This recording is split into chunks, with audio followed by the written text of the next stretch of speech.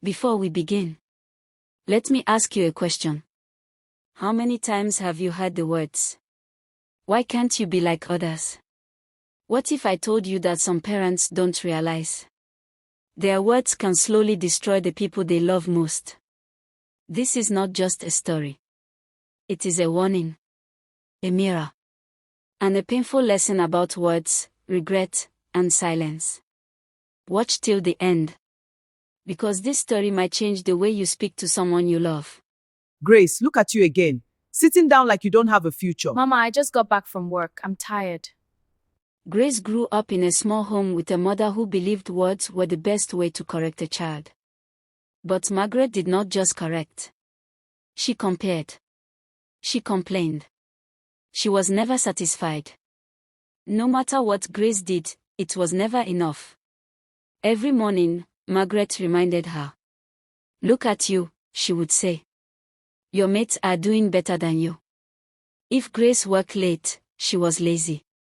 If she rested, she was wasting her life. If she smiled, Margaret said she was unserious. Grace was in her 30s, working, surviving, trying. But in her mother's eyes, she was still a failure. Margaret compared her to Linda, who bought her mother a fridge. She compared her to Sarah, who got married early. She compared her to Rebecca's daughter, who always dressed well. Grace listened. She always listened. And each word entered her heart like a slow poison. She never shouted back. She never insulted her mother. She just kept quiet, then carried the pain inside. Sometimes, at night, Grace would sit alone on her bed and ask herself a question. Why am I never enough? She tried to talk to her friend, Emily. Emily told her to be strong.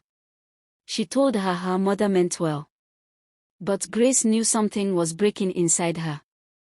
Even when Daniel, a kind man who cared about her, told her she was strong and valuable, Grace smiled but did not believe him.